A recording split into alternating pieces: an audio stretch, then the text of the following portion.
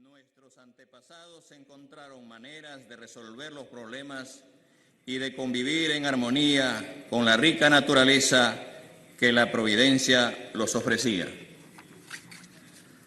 Fue así hasta que llegaron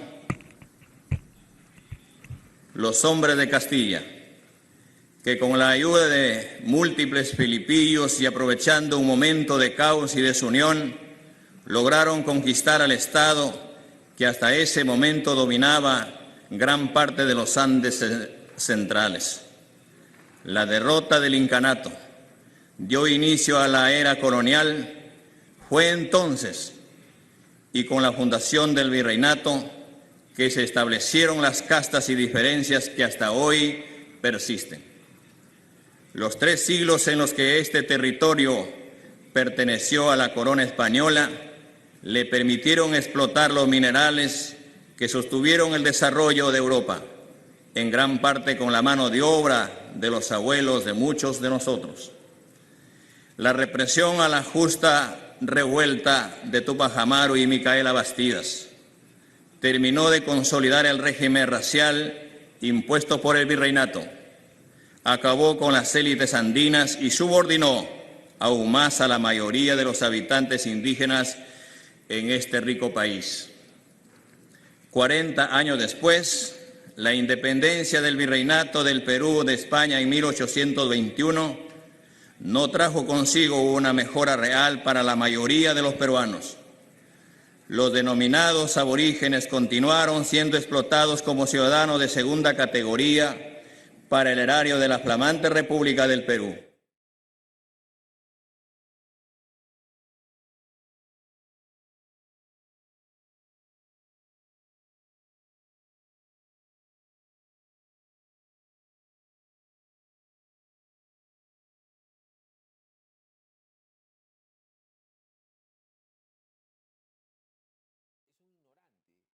Nuevo presidente de facto. No solamente no conoce la historia del Perú, no conoce su propia historia. El señor no es un indígena, no es un aguajún, no es un ayaninca, no es un quechua, no es un aymara, no es un chachapoyas, no es un chimú, no es un parasca, no es un nazca. Él es un mestizo. Fustiga de los Castillas que vinieron, Castilla de Aragón, y él se apellida Castillo. Él es fruto de ese mestizaje. Y tiene todo el resentimiento social propio del ignorante. Sí, pues los españoles vinieron y sí conquistaron y sí cobraron impuestos y eran muy grandes algunos. Por eso es que Juan Pablo Vizcardo Guzmán hace la carta a los españoles americanos y comienza el manifiesto de la independencia americana, manifiesto que lee Francisco de Miranda, le pasa la voz a un tal Bolívar y nos independizamos hace 200 años. Pero el Inca no era un demócrata, el Inca era un maldito. El Inca era un opresor de las cangallas y destrozó todas las culturas precedentes. A los paracas, que era un conquistador. Aquí no había democracia. O sea, el Inca pues no era el bueno y los españoles los malos. El Inca era un hijo de la gran guayaba. Pregúntele a Huáscar lo que él hizo a su hermano Atahualpa. Pero los españoles, entre otras cosas, trajeron el español en el cual ha hablado el día de hoy. La escritura en castellano con la que él ha leído, a tropicones, pero ha leído, ¿no es cierto?, su discurso. Los españoles trajeron los números arábigos, ¿no es cierto?, los números. Los españoles trajeron, no sé si sabe, el catolicismo, la religión por la cual ha jurado el día de hoy. Los españoles, entre otras cosas, trajeron la rueda. Él ha llegado un carro con rueda. La rueda no la tenían los incas. Y los españoles trajeron, ya por último, ¿no es cierto?, el bronce. No teníamos bronce. Y trajeron un montón de otras cosas más. Nosotros, todos los peruanos, somos frutos del mestizaje. De repente él es menos peruano que yo, el señor Castillo. Pero todo esto, esa apreciación indigenista, primaria, de ignorante, de resentido, la hace frente al rey de España. ¿Para qué lo trajiste? O sea, por decoro, si tú eres hoy, ¿no es cierto, Castillo? Te toca a ti ser, a mí no me gusta, el representante de todos los peruanos. Yo no invito a Lucho Benavente a mi casa para maltratarlo. Mejor no lo invito. Y no invito a Lucho Benavente, a sus hijas y a sus hermanos para maltratar a todos los Benavente. Bueno, Benavente es uno, respetable señor, el rey de España, es el representante de la corona de España acá en el Perú, y lo maltrató 25 minutos achacándole los males del Perú al señor. Es tan ignorante este señor que no sabe que Singapur era pobre hace 50 años. Y no era pobre por culpa de la corona inglesa. Y era pobre Qatar, y era pobre Dubái, y era pobre Emiratos Árabes Unidos. Y no eran pobres por culpa de la reina de España, ni por Churchill, ni por De Gaulle. ¿No es cierto? Entonces, Venezuela era rico hace 50 años y dice pobre ahora, pues el por el comunismo. Por último, ¿se imaginan ustedes a Obama asumiendo la presidencia de Estados Unidos diciendo nosotros los negros, y nosotros los cheyennes, y los arápagos, y los sioux, y los pieles rojas, y los, ¿sabe Dios qué? La culpa de los blancos. O sea, ustedes se imaginan a cualquier gobernante en España comenzar su alocución lamentándose de la presencia de 700 años de opresión árabe en España. Ya pues. Si España está mal de plata, será por lo que ha pasado en los últimos 30 años. Ya comenzó con ese discurso lastimero, le faltó el respeto a un invitado, a los inversionistas extranjeros, se zurró en el presidente de Colombia y comenzó diciéndonos que él va a gobernar en base a su complejo de inferioridad. En el Portet de Moraira, en la provincia de Alicante, en España, ¿vale? En la España peninsular. A todos los amigos hispanos de ambos lados del charco. Mi opinión sobre el discurso de Pedro Castillo, el presidente del Perú, con ocasión de su toma de posesión. Bueno, lo primero es que parte de una falacia, que es la Arcadia feliz, ¿no? Una ensoñación de un paraíso perdido, según el cual las civilizaciones indígenas precolombinas vivían en una completa armonía y que todo era perfecto y maravilloso hasta que llegaron los odiosos españoles, ¿no? Esto es completamente falso, en el sentido de que, evidentemente, los imperio inca sometían a todos los restos de los pueblos indígenas, los sometían a una de las mayores cruentas tiranías que existía, incluso sacrificios humanos, ¿no? Entonces, así se explica cómo es posible que un grupo de españoles muy pequeño, como Casa y Pizarro, o todo el tema este, solo así se puede comprender y entender que un puñado de españoles, agrupándose con todos los descontentos de todos los pueblos sometidos precolombinos, pudieran conquistar esos reinos, ¿no? También habla de sistema de implantación de castas venido de españoles. Nada más ajeno a la realidad el tema este, ¿no? Porque el sistema de casta es enteramente ajeno a la idiosincrasia o al carácter y a forma de ser de los españoles. Lo que se implantó en América, como bien es sabido, y solo hay que mirar un poco alrededor, es un sistema de mestizaje a todos los niveles. A nivel idiomático, se mezcló el castellano de la península con las variantes, con lo que son las lenguas indígenas, ¿no? Hubo mestizaje, pues lo que decimos, cultural, idiomático, mestizaje también de tipo lingüístico y de tipo religioso. No olvidemos todo lo que es el sincretismo religioso, ¿no? La mezcla de las antiguas creencias de los pueblos prehispánicos con la religión católica, ¿no? Luego también continúa hablando de la explotación de tierras y de la represión por parte de los españoles, ¿no? Bien, estamos hablando siempre de lo mismo, ¿no? De que, bueno, vinieron aquí a robarnos la plata de Indias, ¿no? Pues nada, hace referencia a lo de siempre, un discurso acomplejado, resentido y culpabilizando de todo a los españoles. Y es que esto ya, desde el punto de vista psicológico, no conduce a nada. Quiero decir, no se puede instaurar un cambio de la realidad actual si uno se basa únicamente en culpabilizar a todo y de todo a los anteriores. Por todo ello, así no se puede modificar nada ni se puede cambiar la realidad. Porque una persona, desde el punto de vista psicológico, pues lo que hace es que, nada, culpabiliza y hace responsables a los españoles peninsulares de todo lo que les pasa y les sucede, y entonces no tiene ningún tipo de empuje ni de iniciativa para modificar y para cambiar la situación actual.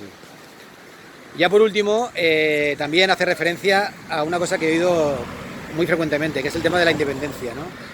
En algún caso, he oído por ahí, por ejemplo, que la independencia de América del siglo XIX fue un tema de los criollos, es decir, de los descendientes blancos de los españoles peninsulares, ¿no? Que todavía queda pendiente por ahí realizar una segunda independencia o una segunda revolución. Solo he ido yo, por ejemplo, a indios del Yucatán, en México, o bueno, es una teoría bastante extendida por el resto de lo que es Hispanoamérica, ¿no? Como que, bueno, que todavía no se han cambiado las cosas y todo continúa igual. En fin, esto es un tema dudoso. Bueno, os dejo. Venga, un saludo, que vaya todo bien. Hasta luego, nos vemos. Desde reunificacionistas.org nos gustaría matizar algunos puntos, o algunas impresiones o algunos comentarios que ha hecho el señor Pedro Castillo durante su intervención. Yo invito a todos los peruanos que me estén viendo, a todos nuestros hermanos hispanoamericanos, que vean las construcciones, los caminos, las calzadas, las universidades, los colegios, los hospitales, la biblioteca, etcétera, etcétera, etcétera. Que el legado español, que sus ancestros, no los míos, yo estoy aquí en la península, sus ancestros le dejaron a las futuras generaciones. Y que todo eso, que sigue vigente después de 200, 300, incluso 400 años, sea puesta. Tiene usted, delante de usted, ante sí, un desafío muy importante para sacar al Perú de la grave crisis que azota a toda Hispanoamérica y al mundo en global a raíz de la crisis sanitaria que estamos teniendo desde 2020, ¿no? Finales de 2019, finales de 2020. Hace 200 años, tristemente, 200 años, señor Pedro del Castillo, en el cual sus dirigentes, esos dirigentes, esa casta que usted ahora echa en culpa de España, ¿no? Esos dirigentes que se independizaron de la madre patria y que durante 200 años lo único que han conseguido es traer ruina, miseria, pobreza y corrupción, mucha corrupción, a sus respectivos países. Creo que es muy miserable y de una bajeza intelectual, moral, muy grande, querer achantar o echar encima esos 200 años de ruina, de ineptitud, para poder dirigir los países que se emanciparon o mal llamado independizaron de España. Como digo, es de una bajeza moral muy grande querer, como se dice vulgarmente, escabullir el bulto, ocultar la responsabilidad que tienen ustedes con respecto a sus pueblos, echándole la culpa a España. Para empezar, señor Pedro del Castillo, hoy en día en Perú se extrae más oro, más plata, más cobre, más minerales, más gas que en toda la época y en toda la presencia española. Los españoles no robaron el oro, señor Pedro Castillo. Por 1000 veces, como decía Goebbels, por 1000 veces que usted quiera hacer una verdad, una mentira verdad, aquí no se convertirá en verdad. España no robó nada sencillamente porque uno no puede robar en su propia casa. Yo invito a todos los peruanos que me estén viendo, a todos nuestros hermanos hispanoamericanos, que vean las construcciones, los caminos, las calzadas, las universidades, los colegios, los hospitales, la biblioteca, etcétera, etcétera, etcétera. Que el legado español, que sus ancestros, no los míos, yo estoy aquí en la península, sus ancestros le dejaron a las futuras generaciones. Y que todo eso, que sigue vigente después de 200, 300, incluso 400 años, sea puesta en valor y en comparación con lo que han hecho sus dirigentes en estos últimos 200 años. ¿Dónde ha ido el dinero? ¿Dónde han ido los recursos?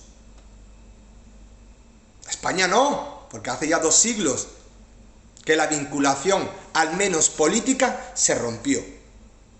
Comercio global del que se beneficiaban tanto las clases criollas como los nativos americanos. Nativos que eran para toda la corte, para toda la nación española y para toda la corona, siervos de Dios. Porque no olvidemos que la influencia religiosa católica fue muy importante tanto en la colonización como en la conquista, como en todo el proceso de conformación de la estructura social en España. Gracias al catolicismo se pudo hacer lo que los ingleses no consiguieron en 300 años. ¿Por qué? Muy sencillo, no gozaban del apoyo de los pueblos nativos. España sí. Idealizar, por otro lado, al señor, también nos gustaría decirle al señor Pedro Castillo, que idealizar la época prehispánica, además de incurrir o de caer en un grave error histórico, se está faltando al intelecto, a la inteligencia de los peruanos. Nosotros los españoles, los que estamos aquí en la península, señor Pedro del Castillo, somos el resultado de infinidad de mezclanzas. Yo no voy a pedir responsabilidad a Túnez por los cartagineses. Yo no voy a pedir responsabilidad a los franceses. Yo no voy a pedir responsabilidad a los italianos por el Imperio Romano. A nadie se le ocurriría hacerlo aquí, pero usted sí. Y hay una sencilla razón. Ustedes quieren eludir su ineptitud, su incompetencia, su latrocinio, su robo sistemático, su entrega a intereses fundamentalmente anglosajones que hipotecaron esos territorios prácticamente de por vida con el sostenimiento para separarse de España. Como digo, quieren tapar su incompetencia buscando un chivo expiatorio, buscando un enemigo. Aquí no lo van a encontrar. Y ejemplar, y quiero marcar la actitud de nuestro rey, don Felipe VI, que en todo momento estuvo a la altura de la cual usted no estuvo. Usted no va a poder separarnos, lo va a intentar, nos va a adoctrinar, lo va a mentir, va a hacer todo lo posible. Pero los hispanos seguiremos fuertes, es más, estamos más fuertes que nunca, gracias a cosas como las redes sociales. Su comunismo extranjero, su ideología en muchos aspectos globalista extranjera, eso sí lo acepta usted. Casualmente coincide con las tesis anglosajonas de la leyenda negra. Pues desde los unificacionistas le decimos una cosa: gobierne y no empobrezca más al pueblo, porque la milonga de que todos los culpables y todo eso fue de España es mentira. Todos los pueblos tienen sangre, todos los pueblos, las conquistas nunca han sido con rosas y abrazos. Idealizar una etapa y victimizar otra, además de ser falso, atenta contra la propia integridad moral y la inteligencia de los ciudadanos. Y los ciudadanos peruanos y españoles no nos creemos su historia, Pedro. No le creemos. Un saludo muy fuerte y sobre todo un abrazo fraternal en estos duros momentos al pueblo peruano que con fraudes electorales y con sospechas de por medio tiene que soportar a este tipo de dirigentes. Un abrazo.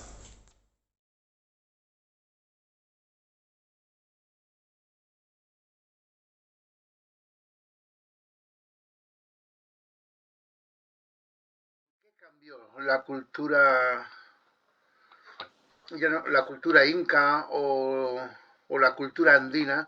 ¿En qué cambió con la venida de los españoles? ¿En cuánto se modificaron sus estructuras? ¿Y cuánto más cambió tras la independencia de España? Esa sería para la 10 pregunta que minutos yo me haría. la pone muy difícil. Sí, ¿verdad? Pero bueno, ya, a grandes rasgos. A grandes Los rasgos, sí. pueblos, y también en las respuestas que da las preguntas, mil disculpas, pero tienen que ser a grandes rasgos, mil perdones, pero no me da para más. Bueno, primer gran cambio, creo, que los hispánicos cambiaron el tributo de 66,67%, es decir, 2/3 de tributo, lo bajaron a 50%. ¿No? Es decir, bueno, quieren seguir como antes, pagando el 2/3 de toda su producción, yo les bajo a la mitad, ¿no? Mitad, 50-50. Y además habrá que decir que a cambio de ese tributo, ¿no? Que es, imagínense, 50% de impuesto de todo lo que produzco, ¿no? Pues recibieron muchas cosas, ¿no? Que va desde básicamente productos tanto productos nuevos traídos de Europa, trigo, por ejemplo, animales, ¿no? Ganado, ¿no? Herramientas y otras cosas que sería mucho difícil de explicar, pero digamos que en términos generales fue muy beneficioso para los indígenas recibir todos esos productos a cambio de ese tributo. Y en general quedaron muy conformes, ¿no? Y por eso básicamente no ha habido grandes rebeliones. ¿No? Ha habido alguna que otra rebelión, pero en general se instauró una pax hispánica porque realmente estaban conformes, muy conformes con ese intercambio que yo creo que sería muy interesante trabajarlo en otra ocasión, que sería la encomienda, idas y venidas, ¿no? Porque sí se habla mucho de cuánto daban los indígenas, eso sí se habla harto, pero no se habla de lo que recibían a cambio. Porque si hay algo básico que hizo el Imperio Hispánico para funcionar, es basarse en un pacto de reciprocidad. ¿Y qué es reciprocidad? Es dar y recibir en una proporción pareja. No es dar mucho y recibir poco, que sería desproporcionado, sino reciprocidad es estar a un nivel parejo, ¿no?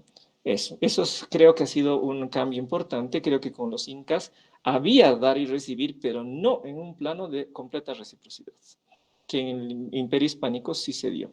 Y por eso, en general, no ha habido, por lo menos, tantas rebeliones como los incas enfrentaron. Ni fueron tan duras y extendidas esas rebeliones, a excepción de la Gran Rebelión de 1780-1783, la Gran Rebelión Panandina. Exceptuando esa, prácticamente no ha habido muchos sacudones, digámoslo así. Bien, bueno, eso y con las independencias, pues eso empezó a cambiar y eh, digamos que por lo menos para el caso de Bolivia, la crisis total vino en la década de 1860, cuando se empezó a avasallar las tierras de los indígenas y se privó de su territorio que había sido siempre respetado sagradamente por la corona y se empezó con masacres en por lo menos el norte de Bolivia, en la zona selvática, lo que corresponde al Acre norte de Bolivia actual, es donde hubo un genocidio igual que en el Chaco, ¿no? En toda la extensión de la palabra. Se exterminó a los pueblos indígenas, ¿no? Ahí sí hablaría yo de un esclavismo salvaje y de una situación muy similar a la que se vivió en África en esas épocas, ¿no? Muy diferente al periodo hispánico, ¿no? Pero ahora sí. En el Perú que se llamaba ELN. Y para que entiendas esto de manera fácil, antes del MRTA y el Sendero Luminoso, habían otros grupos a los que se le denominaba grupos guerrilleros. Habían dos particularmente, ELN y el MIR. Héctor Béjar, nuestro ministro, perteneció a los dos. El MIR posteriormente se unió con el MRTA. En 1963, este señor con sus compinches intentaban escapar de la Policía Nacional del Perú. Uno de esos guerrilleros sacó su arma y mató a un sargento. En el año 65, Béjar y su grupo se enfrentan a militares, dejando como saldo 3 militares muertos. Este huye y escapa a Lima buscando tratamiento para su leishmaniasis. Aquí es detenido y condenado. 4 años después, Velasco Alvarado lo libera mediante una amnistía. Héctor Béjar tuvo adoctrinamiento en Cuba. Fue parte de la guerrilla cubana. Conoció a Fidel Castro, al Che Guevara, y para él Fidel Castro es un hombre que despierta cariño en el Perú. Anaí Durán, ministra de la Mujer. Anaí Durán es expareja del terrorista Alejandro Astorga, con quien tuvo una hija. Lo conoció cuando éste estaba preso. Dedica parte de su tesis al terrorista, citando que vive en una injusticia. Este salió en libertad en el Perú y luego se fue a Chile, ¿adivinen a qué? A robar un banco con armamento de guerra. Fue capturado en Chile y sentenciado a 14 años de prisión. Sigue preso. Y con broche de oro nuestra nueva ministra firmó una petición para que se mejoren las condiciones carcelarias del líder terrorista Víctor Polay Campos. Walter Ayala, ministro de Defensa. Walter Ayala fue un suboficial de segunda de la Policía Nacional del Perú. En el año 1997 fue sancionado por medidas disciplinarias por su propia institución. En el año 2000 fue dado de baja. Recurrió 2 veces al Tribunal Constitucional y las 2 veces su demanda fue rechazada. ¿Cómo alguien que fue expulsado de la Policía Nacional del Perú ahora va a liderar las Fuerzas Armadas y la Policía Nacional? Y eso solo son 3 de 19 ministros. Así que sí, ese es el gabinete de Pedro Castillo. Un saludo a todos los oyentes. Me presento, soy John Jano, estudiante universitario, un hispanista reciente y uno de los muchos preocupados por la situación que creó este gobierno comunista. No solo por las declaraciones del presidente, sino por todo el mal que oculta. Adeptos. Es una de las formas que tiene el comunismo para corromper la conciencia social.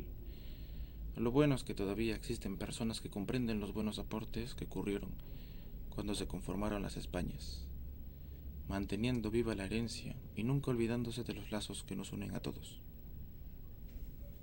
En este siglo no se requiere ser hispanista para apreciar toda la información que hay y no darse cuenta de que su aspiración idílica del mundo andino es solo justificación romántica para el socialismo. Siempre van a querer apoderarse de la historia, mintiéndola, exagerándola, para expandirse y causar